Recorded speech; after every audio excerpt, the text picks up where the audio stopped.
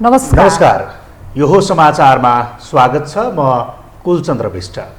म मेनुका श्रेष्ठ। सुरुमा अहिलेसम्मका प्रमुख समाचार।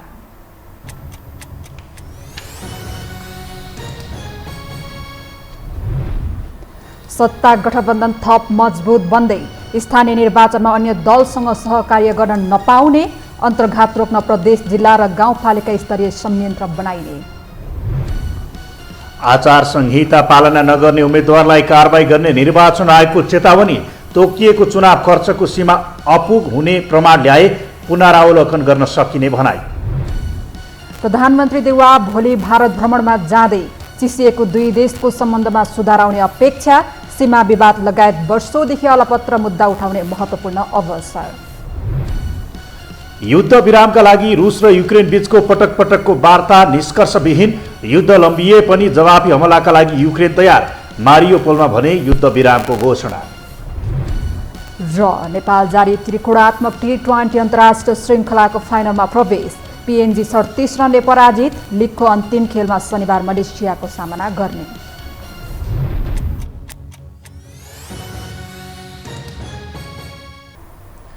अब समाचार विस्तारमा। सत्ता गठबन्धनले आसन्न स्थानीय तहको निर्वाचनमा तालमेल गरेर अघि बढ्ने निर्णय गरेको छ। आज प्रधानमन्त्रीको सरकारी निवास बालुवाटारमा बसेको गठबन्धनको बैठकले आगामी स्थानीय तहको निर्वाचनमा मिलेर जाने निर्णय गरेको हो। बैठकको निर्णय सुनाउँदै सञ्चार तथा सूचना प्रविधि मन्त्री ज्ञानेन्द्र बहादुर कार्कीले आगामी वैशाख 30 गते हुने स्थानीय तहको निर्वाचनमा गठबन्धन एक ठाउँमा खडा रहने बताउनु भयो। सम्पन्न हुन गइराखेको स्थानीय निर्वाचनमा 5 दलीय गठबन्धनले तालमेल गरेर अगाडि बढ्ने निर्णय भएको छ। मन्त्री कार्कीले बैठकमा सहभागी गठबन्धनका नेताहरूले भोलि भारत भ्रमणमा जान लाग्नु भएका प्रधानमन्त्री शेरबहादुर देउवालाई भ्रमण सफलताको शुभकामना दिएको पनि बताउनु भयो। भ्रमणमा प्रधानमन्त्री देउवाले नेपाल र भारतको बीचमा सरकारको मात्रै नभई जनताको स्तरमा पनि सम्बन्ध भएकोले यी सम्बन्धलाई प्रगाढ बनाउने, विकसित गर्ने र दुई देश बीचमा देखिएका समस्याको हल गर्न उच्च स्तरको राजनीतिक र कूटनीतिक पहल गर्ने बताउनु भयो।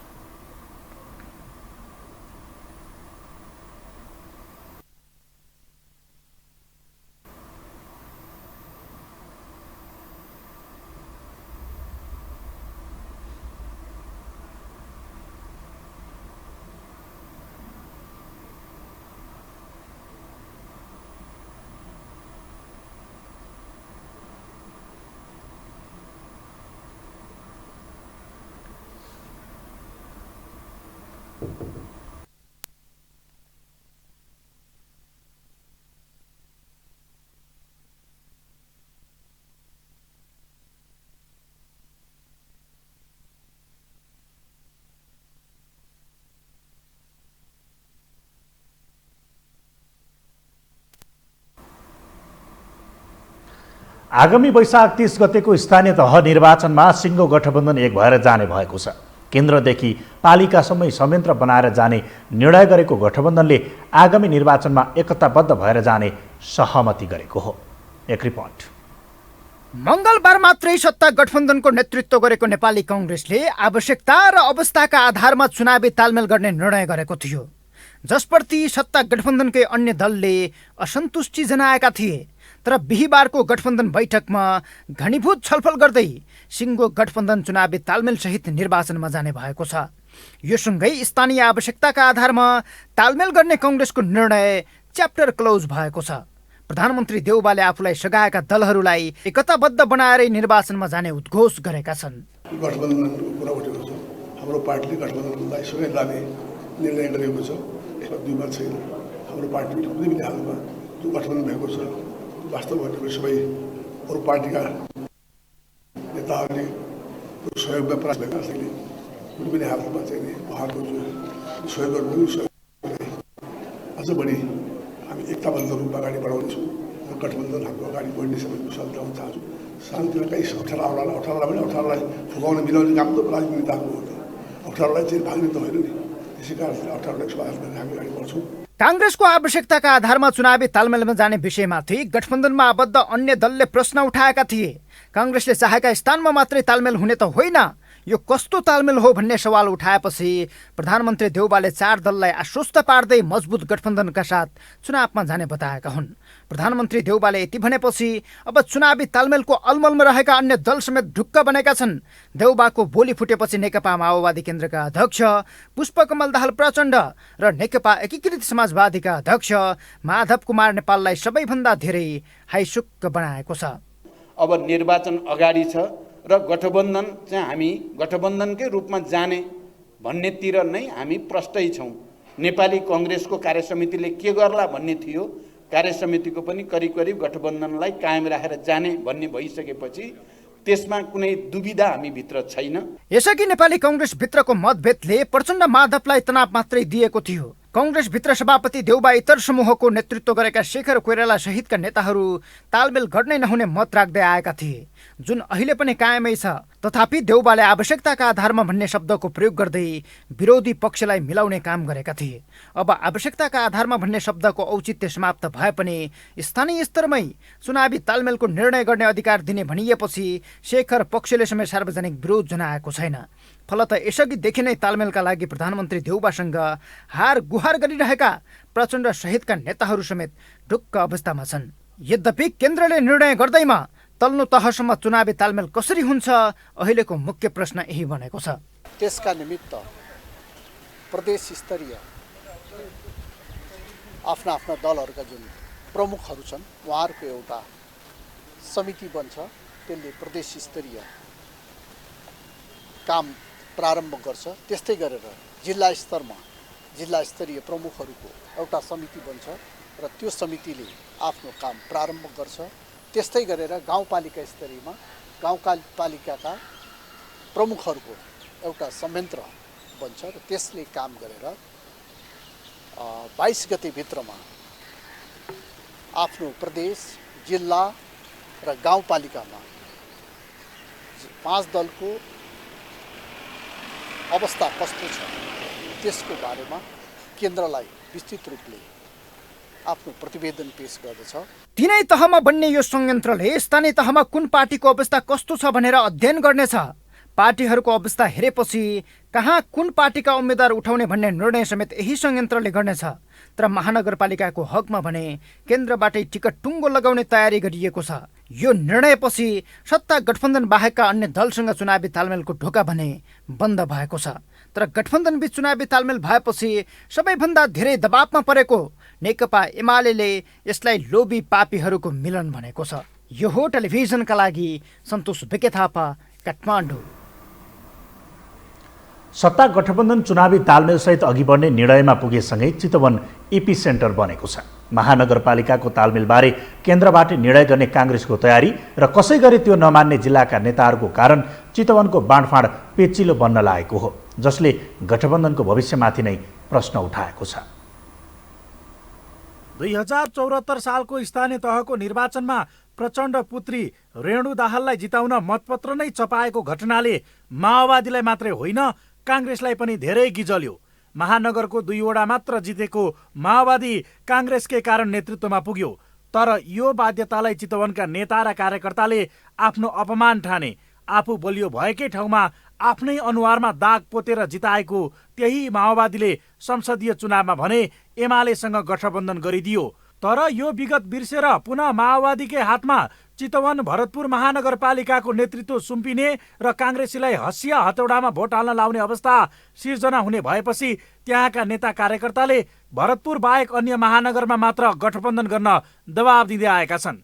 केन्द्रीय समितिको बैठकमै केन्द्रीय सदस्य दिनेश कोइराला, टेकप्रसाद गुरुङ, अञ्जली श्रेष्ठ लगायतले सभापति शेरबहादुर देउवाको ध्यानाकर्षण गराउँदै भनेका थिए काङ्ग्रेस कार्यकर्ताले रुखमा भोट हाल्न नपाएको 10 वर्ष भयो। यो पटक हामी भरतपुर महानगर छोड्दैनौँ। उनीहरूले रेणु उठे काङ्ग्रेसले भोट नहाल्ने बताउँदै प्रश्न गरेका थिए, बाबु छोरीलाई एकै ठाउँमा उठ्न दिएपछि के हामी ताली पिटेर बस्ने? तर यो माग विपरीत काङ्ग्रेसले 6वटै महानगरपालिकाको तालमेलको तय केन्द्रबाट हुने निर्णय नै गरेको छ। यति मात्र नभएर विरोधी आवाज दबाउन तथा प्रभावकारी तालमेलका लागि सत्ता गठबन्धनका दलले एक संयन्त्र बनाउने निर्णय पनि गरिसकेको छ। वैशाख 30 गते सम्पन्न हुने निर्वाचनमा 5 दलीय गठबन्धन एक ठाउँमा उभिएर जसरी अस्ति राष्ट्रिय सभामा हामीले चाहिँ चुनाव लड्यौँ त्यसरी नै हामीले चुनाव लड्ने चाहिँ निर्णय भएको छ। पहिला यो संयन्त्रले आफ्नो कामहरू प्रारम्भ गरेर कामहरू पुरा गरेर केन्द्रलाई रिपोर्ट गर्छ अनि त्यसपछि अरू थप छलफलबाट हामी निष्कर्षमा पुग्छौँ। स्थानीय तहको निर्वाचनमा खासै महत्त्व नभए पनि संसदीय चुनावमा भने गठबन्धन आवश्यक भएको निष्कर्षकै कारण देउवा गठबन्धनको मार्गमा अडिग बनेका हुन्। तर असन्तुष्टि बुझेका उनले गठबन्धन विरोधी अभिव्यक्ति नदिन चेतावनी दिँदै आएका छन्। स्थानीय निर्वाचनमा अन्य दलसँग सहकार्य गर्न नपाइने सत्ता गठबन्धनले निर्णय नै गरेको छ। यता माओवादी अध्यक्ष प्रचण्डले पनि चितवन कसै गरी आफ्नो भागमा पार्ने अड्डी नै कसेका छन्। केन्द्रमा गठबन्धन जिल्लामा भनाभनको स्थिति आएपछि उनी पटक पटक चितवन गइरहेका छन्। छोरी रेणु दाहाललाई दोस्रो पटक महानगरको मेयर जिताउने तयारीमा रहेका उनले भरतपुरमा माओवादीको दाबी रहने प्रश्न पारिसकेका छन्। अब हामीले महानगरपालिका र उपमहानगरपालिकालाई सकेसम्म केन्द्रबाट नै तालमेल गर्ने भन्ने छलफल चलिराखेको छ। अब भरतपुर चितवनमा चाहिँ हाम्रो दाबी छँदैछ। हुन त बढ्दो विवादकै कारण रेणु दाहालले पुनः मेयरमा उठ्ने इच्छा नरहेको बताए पनि पार्टीले अवसर दिए पछि नहट्ने बताइरहेकी छिन्। त्यस्तै चितवनमा प्रचण्ड वा जिल्ला स्तरका नेता कसको पल्ला भारी हुन्छ भन्ने कुरा गठबन्धनमा सिट बाँडफाँड नभई यसै भन्न सकिने अवस्था छैन। तर प्रचण्ड र देउवाको एक स्वर भएका कारण माओवादीकै भागमा भरतपुर पर्ने सम्भावना बढी देखिएको छ। भरतपुरमा प्रचण्डकै छोरी रेणु स्वयं यो दौडमा देखिएका कारण यहाँ देखिने परिस्थितिले गठबन्धनको भविष्य नै प्रभाव पार्ने प्रश्न छ। यही परिदृश्यलाई लक्षित गरेर अन्तर्घात हुन नदिने गठबन्धनले तयारी अघि बढाएको छ। तर यो तयारीले कति काम गर्छ त्यो भने हेर्न बाँकी छ। यो हो टेलिभिजनका लागि कुलचन्द्र विष्ट, काठमाडौँ। अब बाँकी समाचार। प्रमुख निर्वाचन आयुक्त दिनेश कुमार थपलियाले निर्वाचन आचार संहिताको पालनामा राजनीतिक दल र उम्मेद्वारहरू कतिको प्रतिबद्ध छन् भनेर आयोगले हेर्न चाहेको बताउनु भएको छ। प्रमुख निर्वाचन आयुक्त थपलियाले निर्वाचन आचार संहिता पालना नगर्ने दल र उम्मेद्वारलाई कारबाहीका लागि सिफारिस गर्ने अधिकार पनि आयोगले उनीहरूलाई नै दिएको स्पष्ट पार्नुभयो। आज ललितपुरमा आयोजित निर्वाचन आचार संहिताको प्रभावकारी कार्यान्वयनमा निर्वाचन सरोकारवालाहरूको भूमिका विषयक अन्तर्क्रिया कार्यक्रममा बोल्दै उहाँले सुशासन र सदाचारको कुरा गर्ने राजनीतिक दल र उम्मेद्वारहरूले आचार संहिताको पालना आफूले गरे नगरेको आफैले अनुगमन गर्नुपर्ने बताउनु भएको हो। त्यो गर्दो रहेछ भने आयोगले चाहिँ हेर्छ। अब त्यो तपाईहरूले हिजो ठड्याउँदै गरेको औँला मेरो विचारमा यो संरचनाले तपाईहरूप्रति गएको छ। अब हामी हेर्न चाहन्छौँ साँच्चै नै सुशासन र सदाचारका कुरा गर्ने हाम्रा राजनीतिक दल र उम्मेदवारहरू निर्वाचन आचार संहिताको पालनामा कतिको प्रतिबद्ध छन् भनेर हामीले हेर्ने हो। प्रमुख निर्वाचन आयुक्त थपलियाले जनताको मत, अभिमत, पैसा र पदले खरिद बिक्री गर्न सकिँदैन भन्ने मान्यताको आधारमा निर्वाचनमा खर्चको सीमा तोक्ने काम आयोगले गरेको बताउनुभयो। उहाँले गाउँपालिकाको अध्यक्षका लागि तोकिएको निर्वाचन खर्चको सीमा नपुग हुने प्रमाण ल्याए आफूहरू त्यसमा पुनरावलोकन गर्न तयार रहेको पनि बताउनुभयो।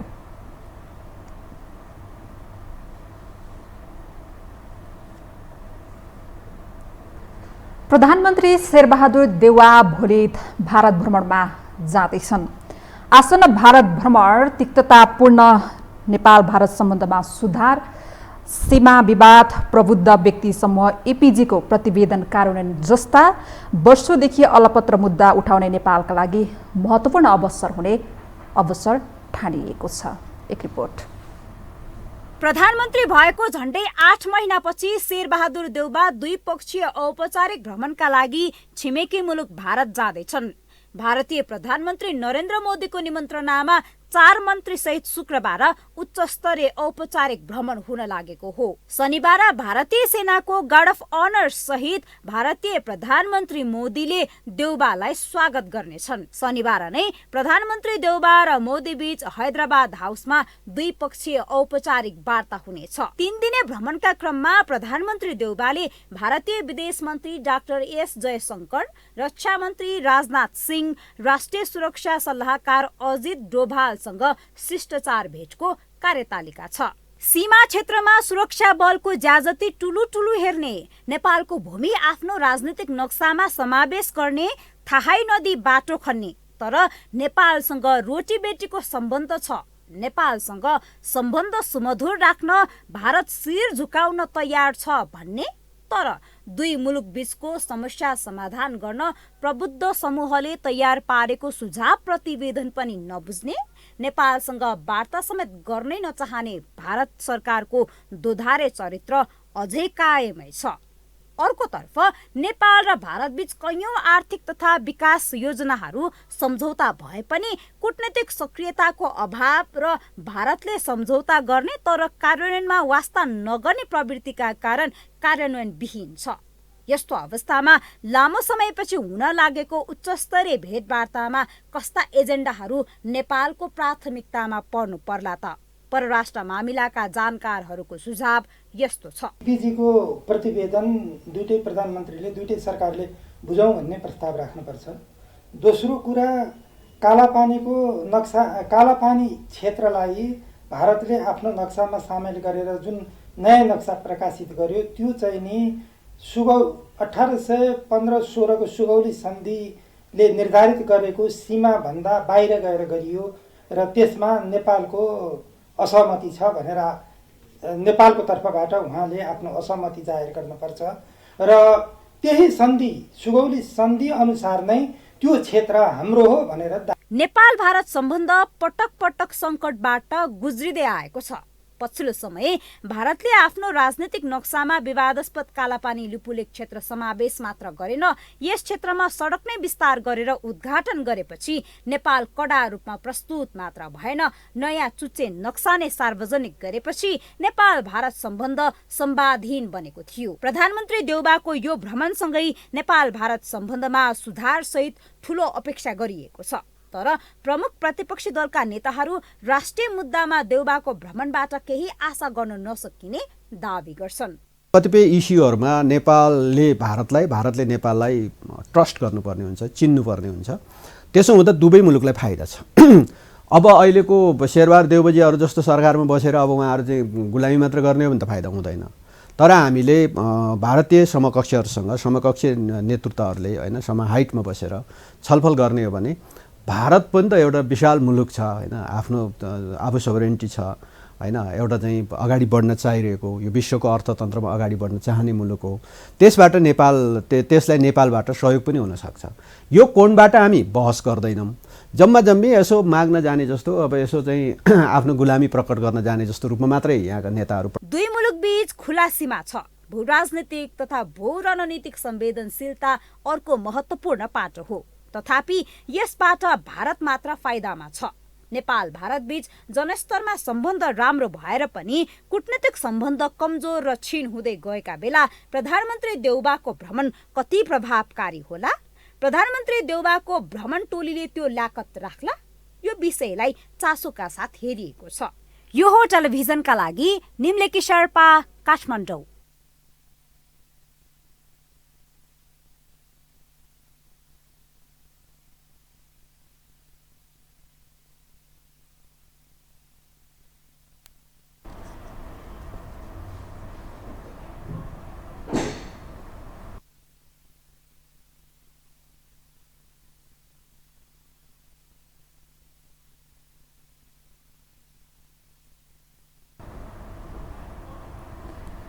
नेपाल कम्युनिस्ट पार्टीका महासचिव नेत्र विक्रम चन्द विप्लवले एमसीसी पक्षधरहरूलाई गाउँबाट लखेट्ने अभियान सञ्चालन गर्नुपर्ने बताउनु भएको छ।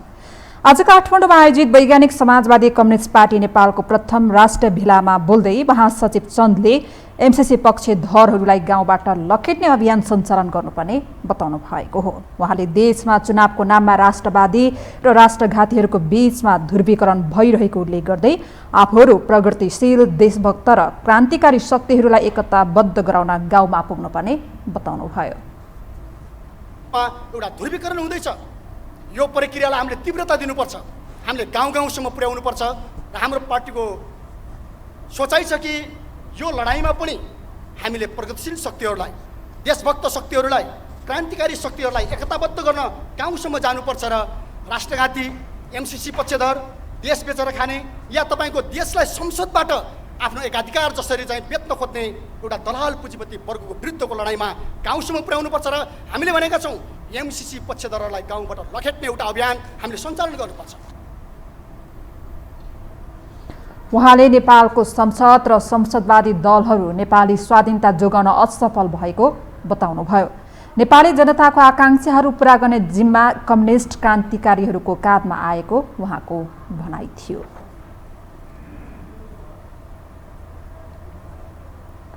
हामीसँग समाचार बाँकी नै छन्, अहिलेलाई विश्राम। विश्रामपछि यो समाचारमा स्वागत छ। अब बाँकी समाचार। पूर्व प्रधानमन्त्री एवं जनता समाजवादी पार्टीका संघीय परिषद अध्यक्ष डाक्टर बाबुराम भट्टराईले नेपालमा नयाँ शीतयुद्धको छाया मडारिरहेको बताउनु भएको छ। राजधानीमा आयोजित एक कार्यक्रममा बोल्दै पूर्व प्रधानमन्त्री भट्टराईले यस्तो बताउनु भएको हो। उहाँले विश्व राजनीतिसँगै परिवर्तित भूराजनीतिका कारण अमेरिका, चीन र भारत बीचका सम्बन्धहरूले समेत नेपालको आन्तरिक सम्बन्धलाई प्रभावित बनाइरहेको बताउनुभयो। उहाँले नेपाल विश्वका शक्तिशाली देशहरूको चासो बनेको भन्दै यो परिस्थितिलाई समयमै आकलन गरेर राष्ट्रिय मुद्दामा राष्ट्रिय समझदारी बनाउनु पर्ने बताउनुभयो।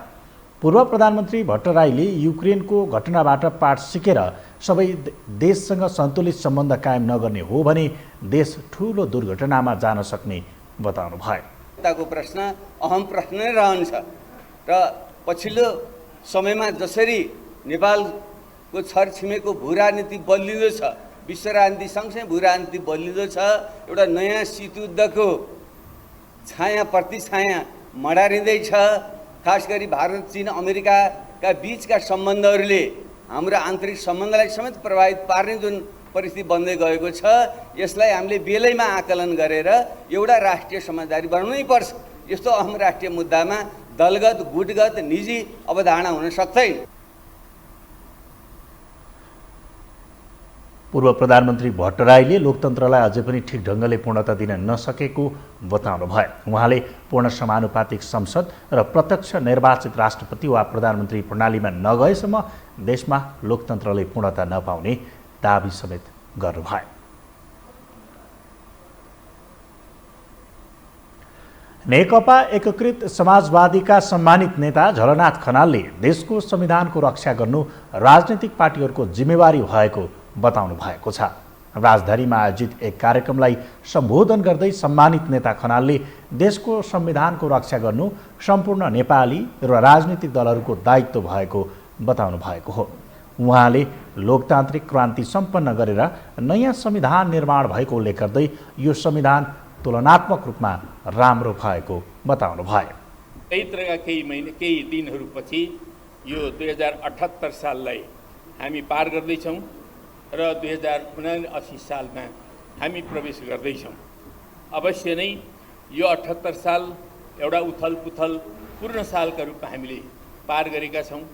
यद्यपि यो सालमा पनि हामीले नेपालको लोकतन्त्रलाई रक्षा गर्नको निम्ति, नेपालको संविधानलाई रक्षा गर्नको निम्ति र मुलुकलाई स्थायित्वतर्फ अग्रसर गराउनको निम्ति कैयौँ चुनौतीहरूका बावजुद मुलुकलाई यसरी अगाडि बढाउन केही सफलताहरू प्राप्त गरेका छौँ। उहाँले आगामी निर्वाचनलाई शान्तिपूर्ण, निष्पक्ष र गुणस्तरीय ढङ्गले सम्पन्न गर्नुपर्नेमा जोड दिनुभयो। पूर्व सांसद मञ्च नेपालले आसन्न स्थानीय तहको निर्वाचनमा निष्पक्ष र धाँधली रहित एवं स्वतन्त्रतापूर्वक मतदान गराउन सरकारसँग माग गरेको छ। आज काठमाडौँमा पत्रकार सम्मेलन गर्दै पूर्व सांसद मन्सु नेपालले सार्वभौम सत्ता सम्पन्न नेपाली जनताले मतदान गर्न पाउने अधिकारलाई सुनिश्चित गर्दै आसन्न स्थानीय तहको निर्वाचनमा निष्पक्ष र धाँधली रहित एवं स्वतन्त्रतापूर्वक मतदान गराउन सरकारसँग माग गरेको हो।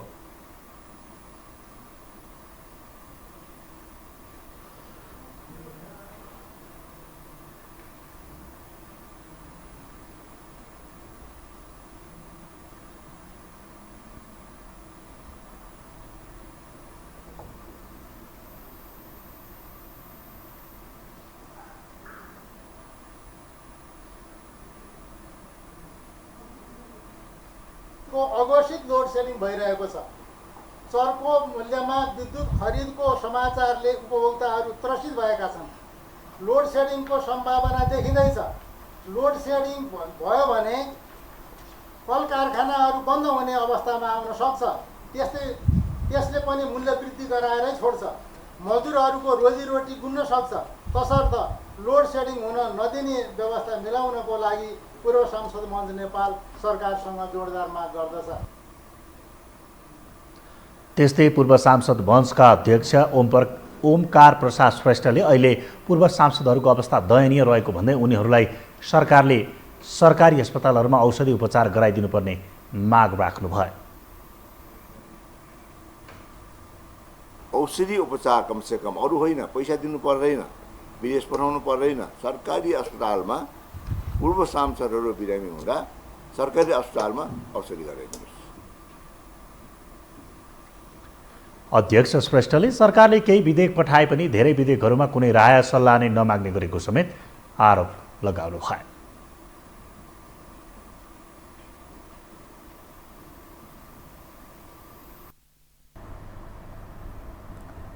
अब बाँकी समाचार। लोकतान्त्रिक समाजवादी पार्टीले आगामी स्थानीय तहको निर्वाचनमा गठबन्धन गर्ने जिम्मेवारी सम्बन्धित पार्टी समितिलाई दिने निर्णय गरेको छ। केन्द्रीय कार्यकारिणी समितिको आज बसेको बैठकले 2079 वैशाख 30 गते हुने स्थानीय तहको निर्वाचनमा पार्टीले कुनै पनि खास पार्टीसँग गठबन्धन नगर्ने निर्णय गरेको हो। स्थानीय आवश्यकता र औचित्यका आधारमा गठबन्धन गर्नका लागि भने पार्टीको स्थानीय पार्टी समितिलाई अधिकार दिएको लोकतान्त्रिक समाजवादी पार्टीका नेता लक्ष्मण लाल कर्णले बताउनुभयो। गाउँपालिका नगरपालिकाले आवश्यकता र औचित्य हेरी गठबन्धन गर्न सक्ने र त्यसको अनुगमन गर्ने जिम्मेवारी भने प्रदेश र जिल्ला समितिलाई दिएको उहाँले उल्लेख गर्नुभयो। लोकल चुनावलाई, लोकल इलेक्सनलाई नै केन्द्रित गरिकन वृहत छलफल भयो। त्यो छलफलबाट एउटा गठबन्धन सम्बन्धमा पनि हामीले निर्णय गर्यौँ। अहिले हामीले कुनै खास दलसँग गठबन्धन गर्दैनौँ। लोकलले आफ्नो जिल्लाले, प्रदेशले र स्थानीय गाउँपालिका नगरपालिकाले आवश्यकता र औचित्य हेरी उसले गठबन्धन गर्न पाउने उसलाई निर्णय हामीले गर्यौँ। बैठकले पार्टीको विधानलाई परिमार्जन सहित पारित समेत गरेको छ।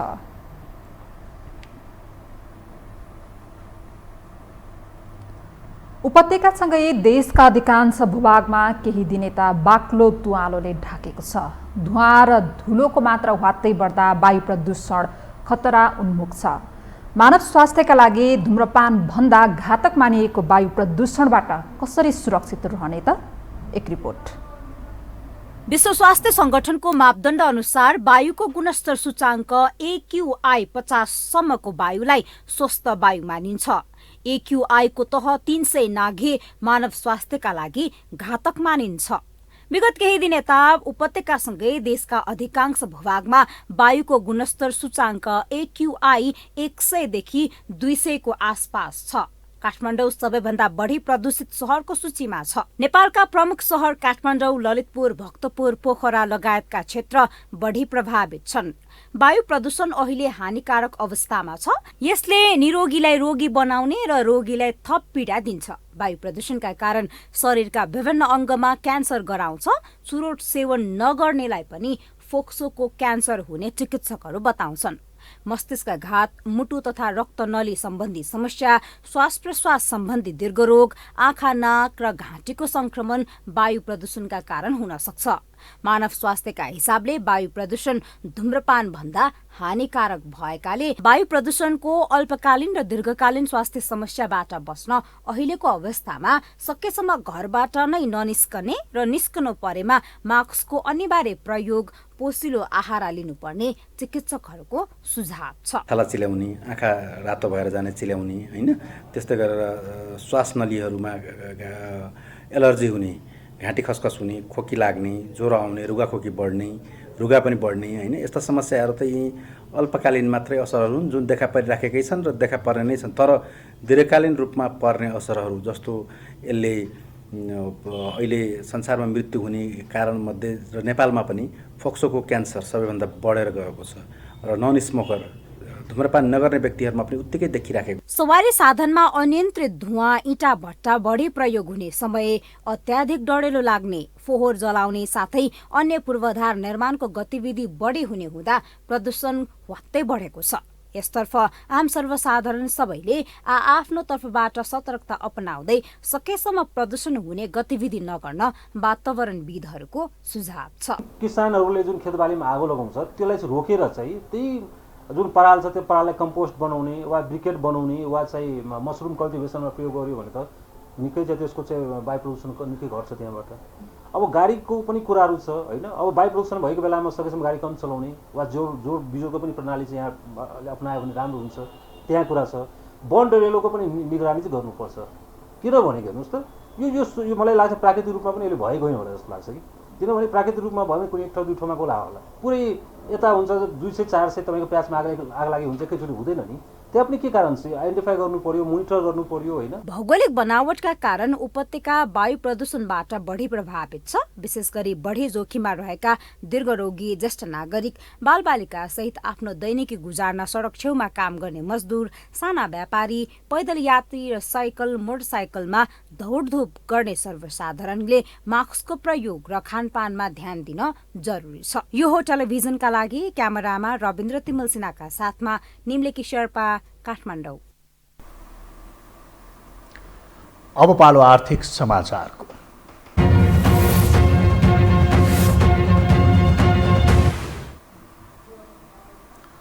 साताको अन्तिम दिन नेपाली शेयर बजार नेप्से 23.95 अङ्कले घटेर 2544.30 अङ्कमा पुगेर बन्द भएको छ। आज नेप्सेमा 38,87,000 किता शेयर किनबेच हुँदा 1,89,1,64,686 रुपियाँको कारोबार भएको छ। आज 3 कम्पनीको शेयर 10% मूल्य बढेर सकारात्मक सर्किट लागेको छ। सर्किट मूल्यमा कारोबार हुने कम्पनीमा राष्ट्र उत्थान लघुवित्त वित्तीय संस्था लिमिटेड, इमर्जिङ नेपाल कम्पनी र नेस्टो समृद्ध लघुवित्त वित्तीय संस्था छन्।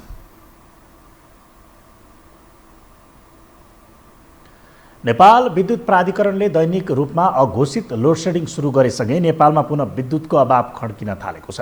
विशेष गरी उद्योगहरूमा 12 देखि 14 घण्टासम्म अघोषित लोडसेडिङ भइरहेको छ, जसका कारण ठूला उद्योगले उत्पादनमा 60% कटौती गरेका छन्।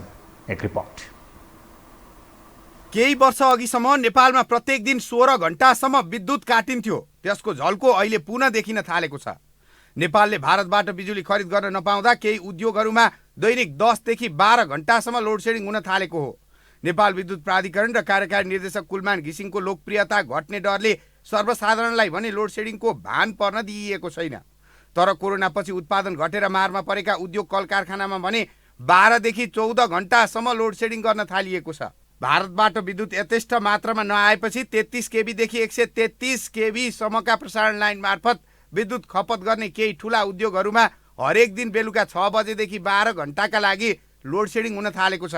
भारतमा बेच्ने श्रीलङ्काको लागि बाटो खोलिदिनु पर्यो, फेरि बङ्गलादेशको लागि बाटो खोलिदिनु पर्यो। बङ्गलादेशसम्म बिजुली एक्सपोर्ट गर्ने कुरा गरिराख्ने मन्त्रीहरू आज गएर भन्नुहुन्छ हामीसँग बिजुली छैन, हामी त पहिलेदेखि नै बाहिरबाट किनेर ल्याएको हो। त यो जनतालाई गुमराह गर्ने, उद्योगीलाई गुमराह गर्ने, देशलाई गुमराह गर्ने मान्छे जिम्मेवार छ कि छैन? पत्रकार साथीहरूले त्यसको जिम्मेवारीको बोध उहाँहरूलाई गराउनुपर्छ भन्ने हाम्रो भनाइ छ। सामान्यतया नेपालमा भारू 6.18 देखि 6.93 6-8मा भारतबाट ऊर्जा खरिद गर्ने गरिएको थियो। तर विद्युतको मूल्य आकाशिएपछि भने भारु 12 देखि 18 सम्म प्रति युनिट बिजुली भारतीय ऊर्जा एक्सचेन्ज मार्केटबाट खरिद गर्ने गरिएको छ। सामान्य अवस्थामा किन्ने भन्दा 4 गुणा मूल्य तिरेर बिजुली खरिद गर्दा प्राधिकरणलाई दैनिक 22 करोडसम्म घाटा लाग्न थालेको छ। पछिल्ला केही वर्षमा नेपालमा लोड सेडिङ निकै कम भए पनि सर्वसाधारणहरूमा दैनिक 18 घण्टासम्म बिना ऊर्जा बस्नु परेको स्मरण ताजै छ। यसै कारण सर्वसाधारणमा लोड सेडिङको चिन्ता व्याप्त रहेको पाइन्छ। नेपालको ऊर्जा उत्पादन जलविद्युतमा निर्भर रहेको र जलाशययुक्त आयोजनाको कमी रहेका कारण लामो समय यस्तो अवस्था भोग्नु पर्ने हुन सक्ने विज्ञहरू बताउँछन्। युद्धमा नेपालमा क्षमता 30 देखि 40% मात्र बिजुली उत्पादन हुने गरेको, तर त्यो समय नेपाल र भारत दुवैतर्फ उच्च विद्युत माग हुने गरेकाले पनि ऊर्जा अभावबाट जोगिनका लागि मिश्रित ऊर्जा प्रणालीतर्फ ध्यान केन्द्रित गरिनुपर्ने उनीहरूको सुझाव छ। उद्योगले बिजुली नदिनु भने मतलब उद्योगमा काम गर्ने कामदार तलब नपाउनु हो नि त। उद्योग भनेपछि तलब पाउँदैन, अनि उद्योग नचलेपछि तपाईँको उत्पादन घट्छ, उत्पादन घटेपछि तपाईँको व्यापार घाटा बढ्छ। त्यसैले यो प्राथमिकरण नै गलत भयो। बरु तपाईँको यो टिभी हेर्नलाई तपाईँ यो यति घन्टा टिभी चाहिँ नहेर्नुहोस् अथवा अँध्यारोमा बस्नुहोस्, म उद्योगलाई चाहिँ बिजुली दिन्छु भन्नु पर्थ्यो नि त। अब अहिले पनि अब के आइरहेछ भने ग्राहकले चाहिँ बिजुली दिइरहेछ। उद्योग अब विराटनगर तपाईँले भन्नु लोड सेडिङ सुरु भएको छ छैन के भन्नुभयो, विराटनगर दिनको 10 घण्टा त बिजुली गइरहेछ नि उद्योगहरूमा। कुलमान घिसिङ नेपाल विद्युत प्राधिकरणमा कार्यकारी निर्देशक भएर आउनु अघिका प्राधिकरणका नेतृत्वकर्ताले सर्वसाधारणलाई बिजुली काटेर उद्योगलाई दिइरहेका थिए। घिसिङले यसको ठिक विपरीत गर्दा उनी हाई भए कुलमानले नै लोड सेडिङ अन्त्य गरेको सन्देश गयो। तर वास्तवमा नेपालको ऊर्जा क्षेत्र भारतसँग निर्भर रहेको खुलस्त भएको छ। अहिले विद्युत कटौती भई उत्पादन घट्दा फलामे रड, सिमेन्ट लगायत सामग्रीको मूल्य वृद्धि भएको छ। निर्माण सामग्रीको अत्याधिक मूल्य वृद्धिसँगै खाद्य सामग्रीमा पनि असर परेको छ। यो समाचारका लागि दिपेश घिमिरेको रिपोर्ट। हामीसँग अन्तर्राष्ट्रिय र खेल समाचार बाँकी नै छन्। अहिलेलाई विश्राम। विश्रामपछि पुनः स्वागत छ। अब पालो अन्तर्राष्ट्रिय समाचारको।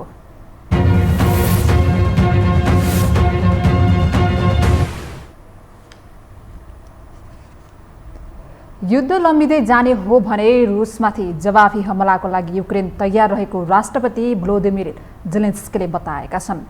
युद्ध विरामको लागि पटक पटक दुई देशबीच वार्ता भए पनि कुनै समाधान निस्कन नसकेपछि युक्रेनको यस्तो जवाफ आएको हो। युद्धकै कारण हालसम्म 40 लाखभन्दा बढी मानिसहरूले युक्रेन छोडिसकेका छन्। यसैबीच रुसले युक्रेनको युद्धग्रस्त दक्षिणी सहर मारियोपोलमा युद्धविरामको घोषणा गरेको छ। युद्धले छेदविच्छेद अवस्थामा रहेको सहरमा फँसेका सर्वसाधारणको उद्धारका लागि भन्दै रुसले युद्धविरामको घोषणा गरेको हो। साथै रुसले मारियोपोलबाट सर्वसाधारणको उद्धार तथा पुनर्स्थापना गर्न राष्ट्रसङ्घ र रेड क्रसलाई आग्रह समेत गरेको छ।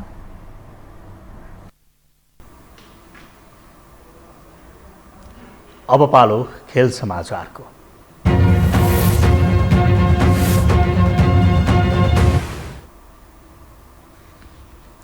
नेपाल जारी त्रिकोणात्मक टी20 अन्तर्राष्ट्रिय श्रृङ्खलाको फाइनलमा प्रवेश गरेको छ। घरेलु मैदानमा जारी आफ्नो तेस्रो खेलमा पाउन टोली पपुवा न्युगिनीलाई 37 रनले पराजित गर्दै नेपाल फाइनलमा प्रवेश गरेको हो। टियु क्रिकेट मैदानमा भएको खेलमा नेपालले दिएको 204 रनको विशाल लक्ष्य पछ्याएको पपुवा न्युगिनी 19.4 ओभरमा 10 विकेट गुमाउँदै 166 रनमा समेटियो। नेपालको जितका लागि करण केसीले अन्तिम ओभरको दोस्रो, तेस्रो र चौथो बलमा लगातार विकेटको योगदान दिए। टी20 अन्तर्राष्ट्रियमा कुनै पनि नेपाली बलरले लिएको यो पहिलो ह्याट्रिक विकेट हो। यता लगातार 3 खेल हारेको पिएनजीको भने फाइनल पुग्ने झिनो सम्भावना मात्र बाँकी छ।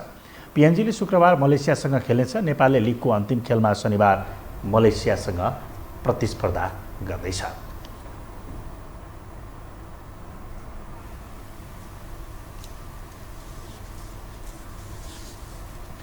यो सँगै हामी यो समाचारको अन्त्यमा छौँ। अन्त्यमा प्रमुख समाचार पुनः एकपटक।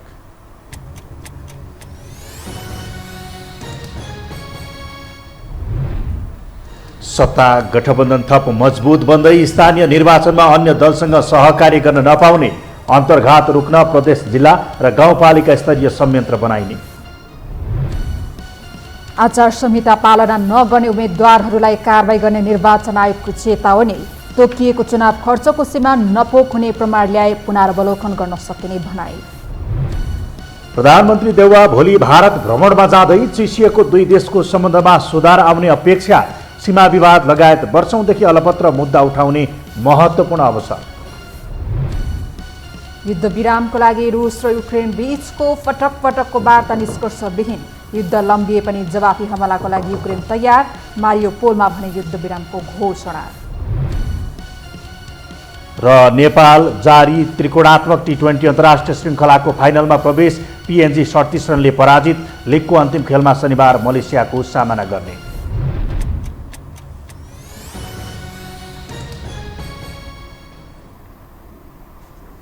अवस्था यो हो समाचार सकियो। समाचार बुलेटिनका साथै यो हो टेलिभिजनका सम्पूर्ण कार्यक्रम yoho.television.com, yohoखबर.com, युट्युब र फेसबुकमा पनि पढ्न र हेर्न सक्नुहुनेछ। मोबाइलमा योहो टिभी एप डाउनलोड गरी हामीलाई प्रत्यक्ष हेर्न सक्नुहुनेछ। तथ्य सहितको निष्पक्ष समाचार तथा मनोरञ्जनका लागि हेर्दै रहनुहोला योहो टेलिभिजन। नमस्कार। नमस्कार।